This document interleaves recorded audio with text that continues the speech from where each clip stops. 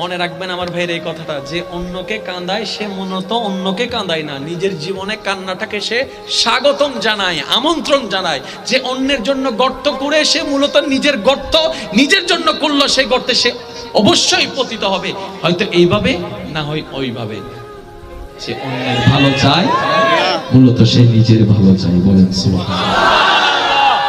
এবার শুনেন, এবার বান্দা ইতের অবস্থা দিয়ে ইতের বন্ধুজ্ঞ হদ দেয়, অমলা বুঝছি আই তুই যারা হুন উপায় নাই, আই তো গরি ফেলাইব থাম উল্টো আইও কি ভাই ইমদান আইলে আল্লাহ হদ ওয়া মনোযোগ দুন সূরা নূর আয়াত আল্লাহ হদ দে তোরা মান নমান আর আয়াত ফললাই তুমি পবিত্রল্লাই পবিত্র, অপবিত্রল্লাই অপবিত্র, বাটফারল্লাই বাটফার, সতল্লাই সৎ। ওয়া যুবক আবিয়াতা কল উনো কেন উনো কারণ তুই মানো না মানো আইনি ফললাই তুমি জোর হনা বাজি।